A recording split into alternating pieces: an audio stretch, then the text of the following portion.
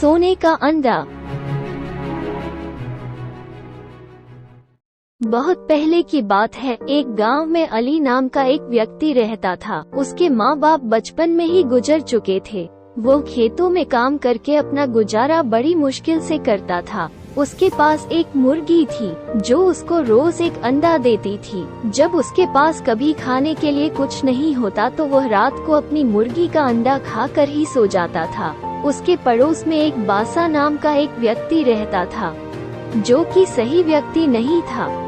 जब उसने देखा कि अली अपना गुजारा सही से कर रहा है तो उसने एक दिन अली की मुर्गी चुरा ली जब अली घर पर नहीं था। इसके बाद बासा मुर्गी को मारकर पकाकर खा गया। जब अली घर आया और उसने घर पर मुर्गी को नहीं देखा तो इधर उधर अपनी मुर्गी को ढूंढने लगा।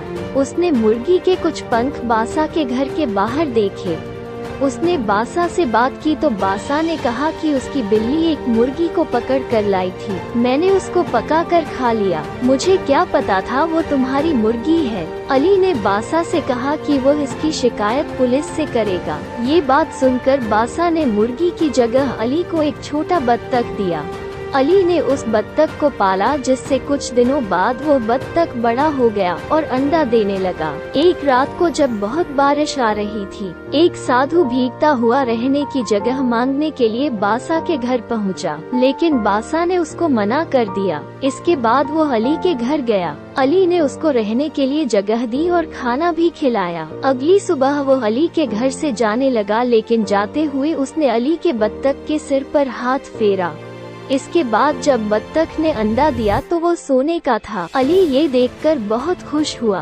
अब बत्तख जब भी अंडा देता तो वो सोने का होता था। सोने के अंडे को बेचकर अली की सारी गरीबी दूर हो गई, लेकिन फिर भी वो साधारण जिंदगी ही जीता था। एक दिन बासा ने बत्तख को सोने का अंडा देते हुए देख लिया और वो मुखिया के पास गया। वो मुखिया से बोला कि अली ने कल मेरा बत्तख चुरा लिया है।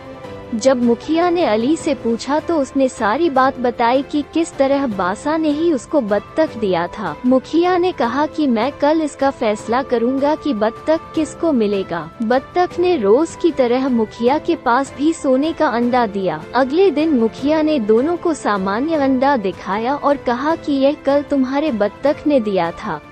अलग पूछने पर अली ने मुखिया को सच बताया कि उसकी बत्तख सोने का अंडा देती थी, जबकि बासा ने कहा कि उसकी बत्तख सामान्य अंडा देती है। मुखिया ने एक नया बत्तख लेकर बासा को दे दिया और अली को सोने का अंडा देने वाली बत्तख दी। अली दोबारा सोने का अंडा देने वाली बत्तख पाकर खुश हुआ। इस कहानी से हमें ये सीख मिलती है कि हमें कभी भी लालच नहीं करना चाहिए और दूसरों को देखकर ईर्ष्या नहीं करनी चाहिए। अगर आपको ये कहानी अच्छी लगी हो तो लाइक करना ना भूले और साथ ही सब्सक्राइब भी कर दे।